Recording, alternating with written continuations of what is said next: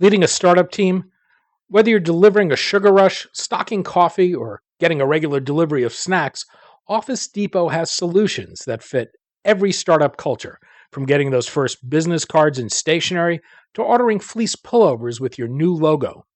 To learn how Office Depot and the California Technology Council have partnered to bring you savings on all of these startup essentials and more, go to californiatechnology.org/member benefits.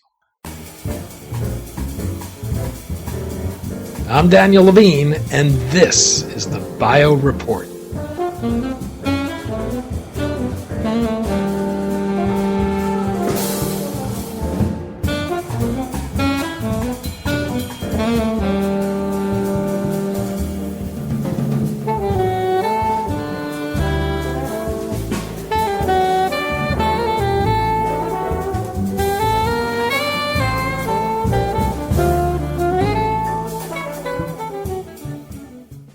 Developers of cancer immunotherapies are in a race to find combinations that can distinguish their products for specific indications.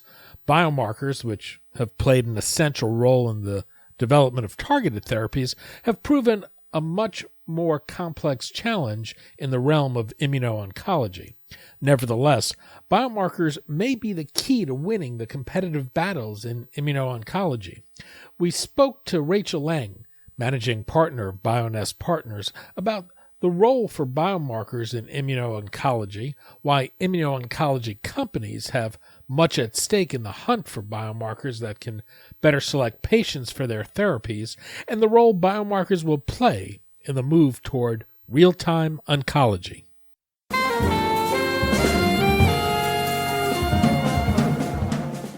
Rachel, thanks for joining us. Thank you for having me.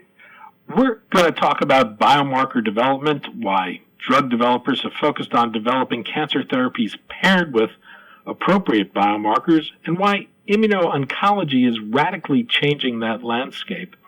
Perhaps we can begin with the role biomarkers have played in targeted cancer therapies. Can you start by explaining that? Yeah, absolutely. So biomarkers have played a substantial role in oncology over the past few years. Just as a bit of history, when we first started treating cancer, we did that with traditional chemotherapies that everyone is aware of today, which are essentially untargeted. There's no biomarker. They're given to all patients. And the first, as we know it, targeted therapy came out in the 90s. Actually, both of them came out in the 90s, so that was Rituxan and Herceptin, where we started understanding the targets that were driving tumor growth and developing therapies that targeted these specific aberrations or mutations. And Herceptin was actually the first drug that came with what they called a companion diagnostic, so a test that measured a biomarker and selected patients based on their biomarker status.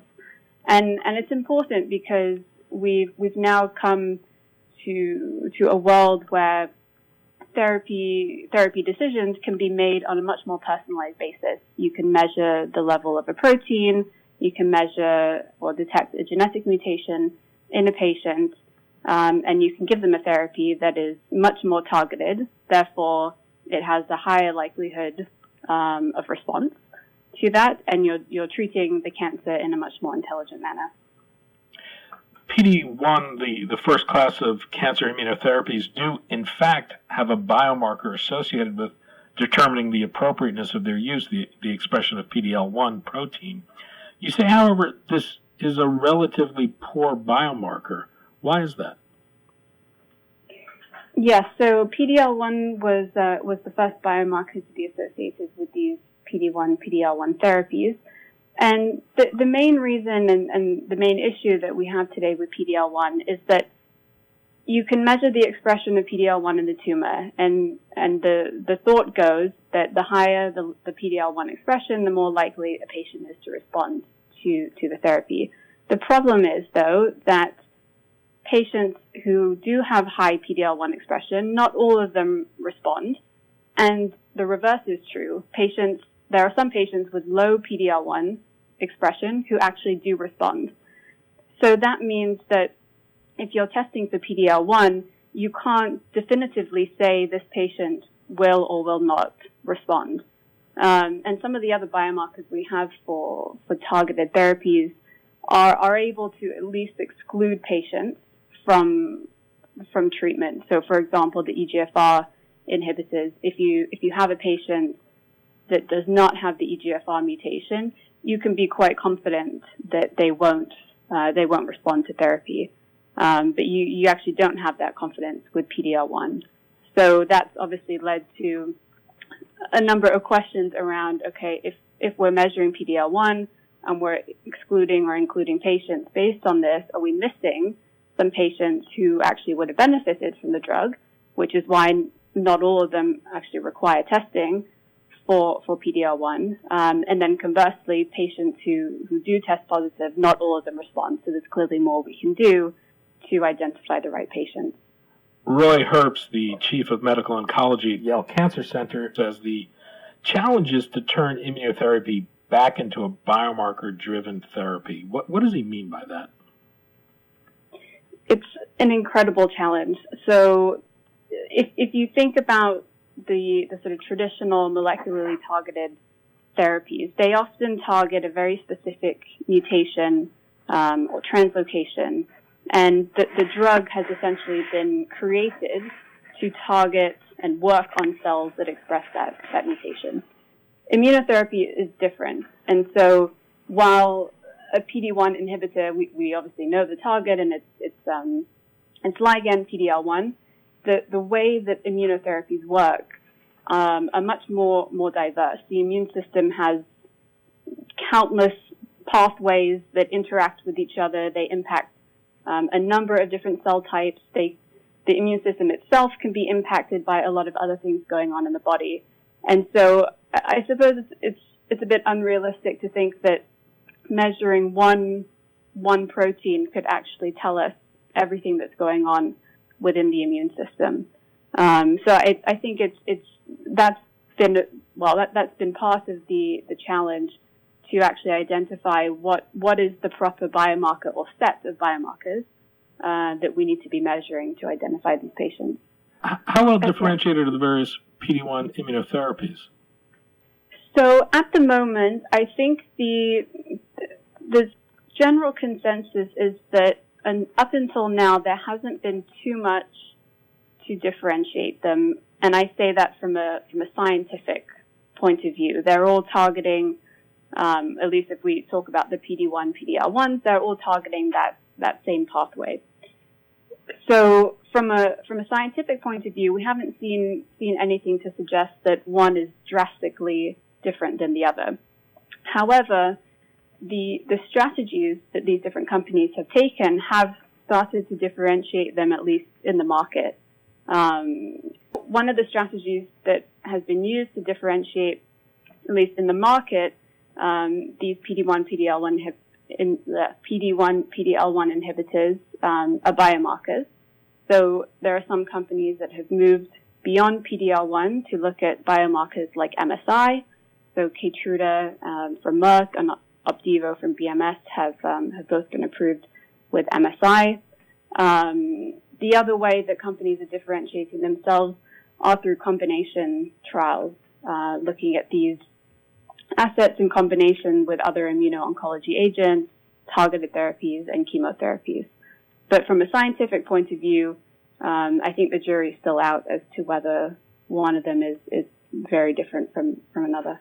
Well, there is this race you mentioned of testing potential combination therapies with immunotherapeutic agents.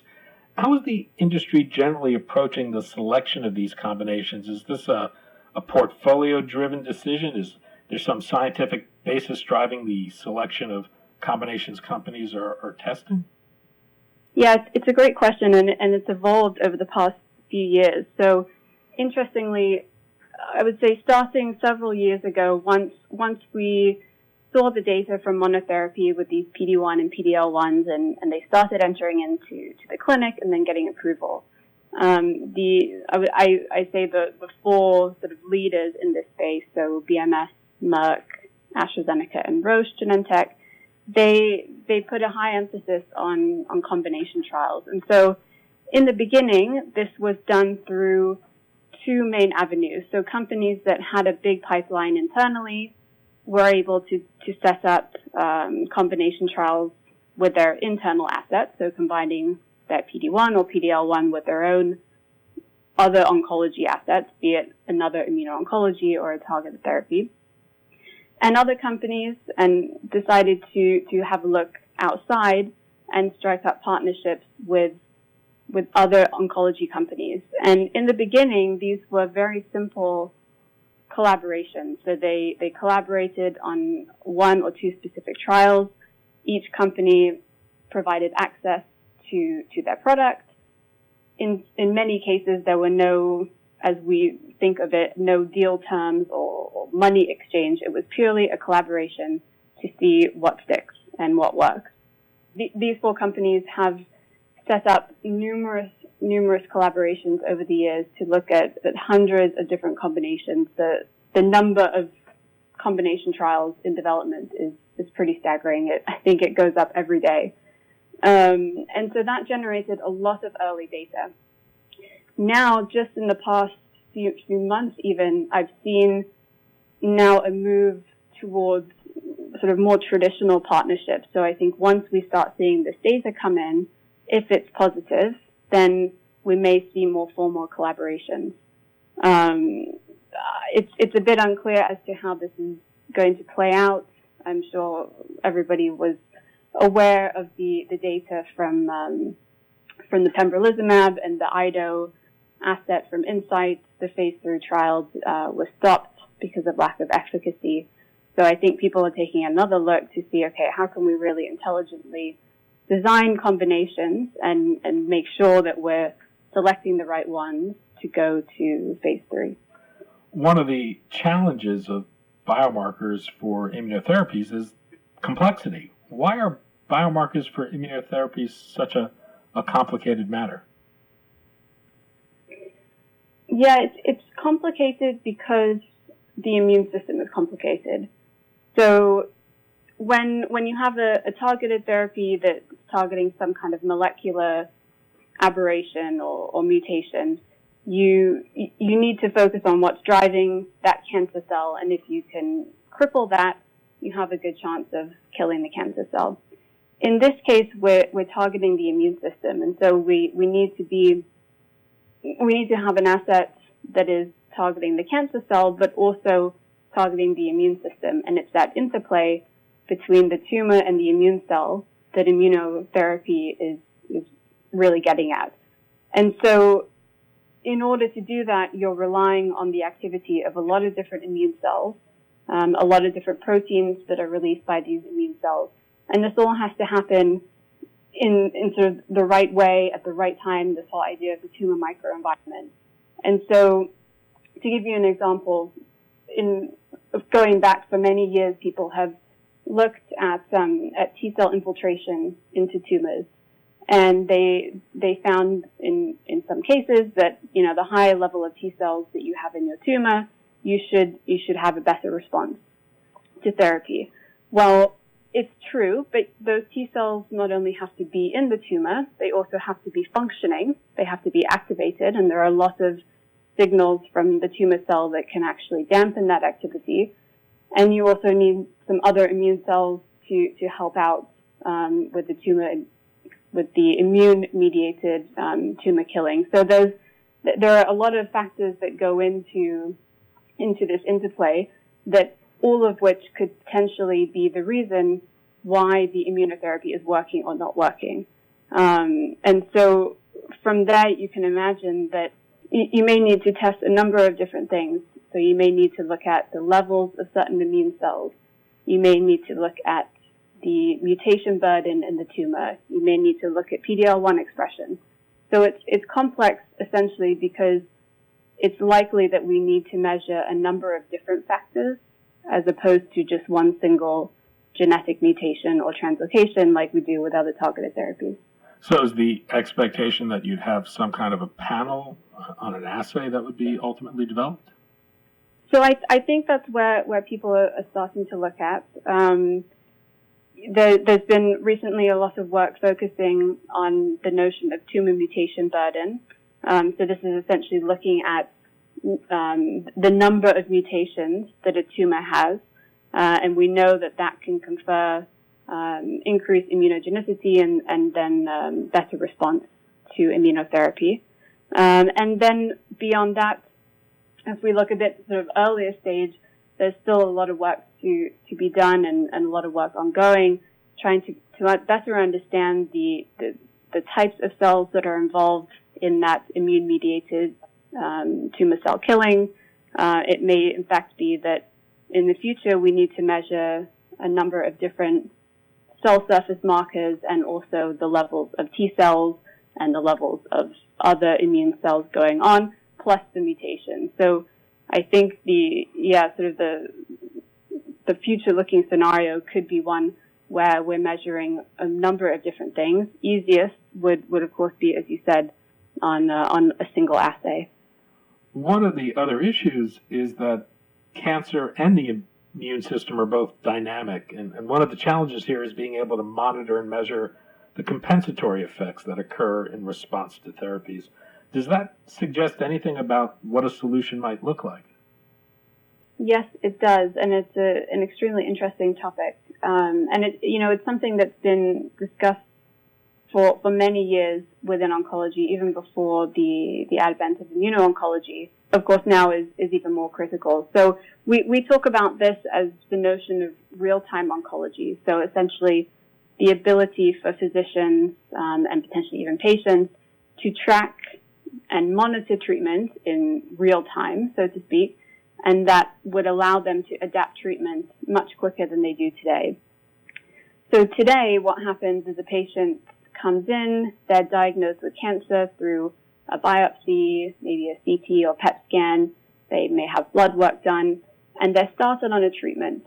And depending on the patient and the treatment that they're on, they have a follow-up, every month or every few weeks, whatever it is, at which point they may have another scan, some more blood work.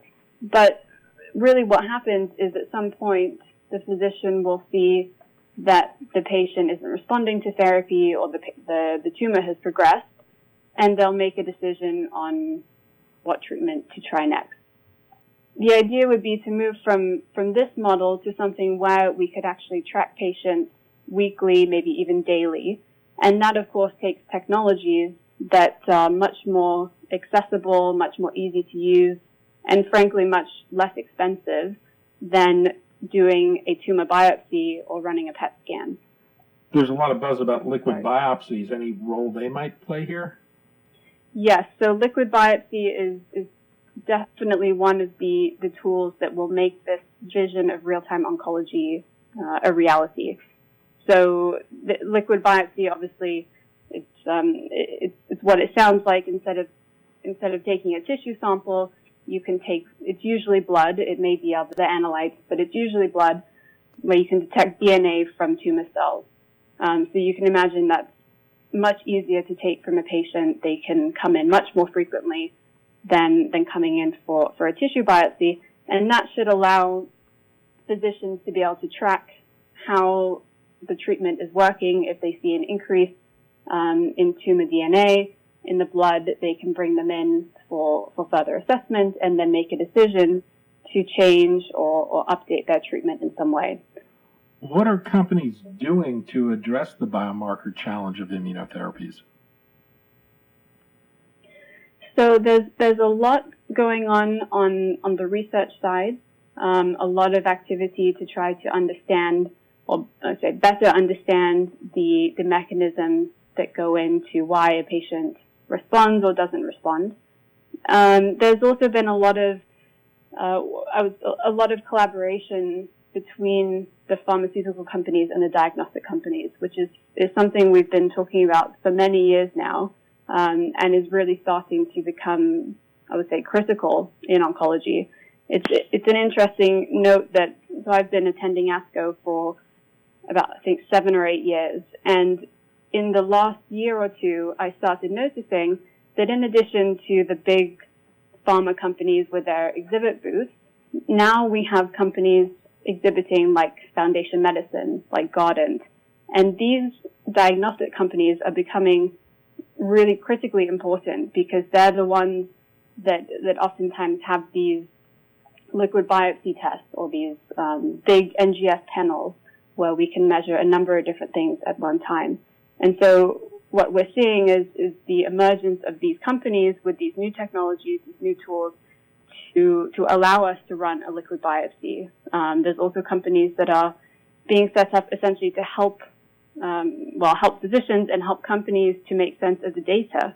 So once you test all of this information, what do you do with that data? How can you harness the power of that?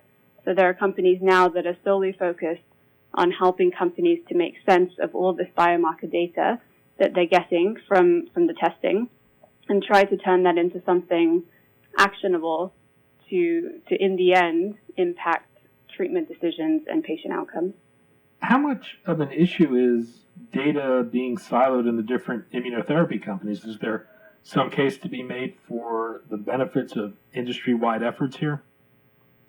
Yeah, so over the past few years, there have been a number of initiatives that have been set up to essentially on all aspects of immuno-oncology. So there are some that are looking at running combination trials, recognizing that it's a really big task for one company to be able to run all of those different potential combinations that could be interesting. There are also initiatives that are exploring the biomarker question as well. And central to all that, as you said, we need collaboration, we need open sharing of data, of clinical data that will allow us to take all that information and turn it into something meaningful. So there's been a lot of collaboration, not just between the pharma and diagnostic companies, but also between clinical initiatives and nonprofit type of organizations. It seems like the bigger drivers of doing this work are outside of the first generation of immunotherapy developers. Who's really driving this kind of biomarker development? Yeah, it's interesting because in the beginning, when you had Opdivo and Keytruda come out, obviously one of them came with a biomarker and one didn't. And we asked ourselves that same question, actually. We thought, okay, is it going to be in the interest of these leaders to actually look for a biomarker strategy and pursue that because they're first and theoretically they have, quite a big chunk of the market. So we initially thought that the biomarker question would may be driven more by the smaller companies and also by the diagnostic companies. But actually what we've seen is there's an incredible amount of effort by these sort of 4 PD-1, PD-L1 leaders in the biomarker space. And so all 4 of them have biomarker initiatives ongoing. They're looking at biomarkers in trials. We've seen a number of partnerships that have been struck up between the pharma companies and the diagnostic companies. And so I think there's a realization that, as we talked about in the very beginning, PD-L1 is not the answer here. It's not going to be the one and only solution to selecting patients for treatment. And because of that, even these companies are looking for the next biomarker that will help them better refine their patient population. Because at the end of the day, someone will come up with that. Someone will come and find a new biomarker or look into that way to better select patients. And so we think it's important to be involved there, and that will help to remain competitive and differentiated. This is going to be a topic of a panel at the Bio International Convention in Boston in June. For people attending Bio, where can they find the panel? Yes, it is. So we have a panel titled The Future of Cancer Real-Time Oncology. It's in the oncology track. The panel is Wednesday, June the 6th at 1:45 in the afternoon. I will be moderating it, and I'll be joined by a great panel of speakers with me, Dr. Stephen Eck, Anne-Marie Martin and Dr. Eric Schad. And people wanting to learn more can also take a look at the October 2016 issue of In Vivo for a discussion on the topic. You can find the article on the Bionest Partners website. Rachel Laing, Managing Partner of Bionest Partners. Rachel, thanks so much for your time today. Thank you very much, Denny.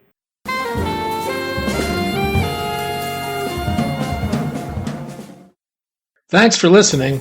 The Bio Report is a production of the Levine Media Group. To automatically download this podcast each week, subscribe to our RSS feed or through iTunes or other podcast manager. To join our mailing list, go to levinemediagroup.com. We'd love to hear from you. If you want to drop us a line or are interested in sponsoring this podcast, send an email to danny@levinemediagroup.com. Special thanks to Jonah Levine, who composed our theme music, and the Jonah Levine Collective, which performs it.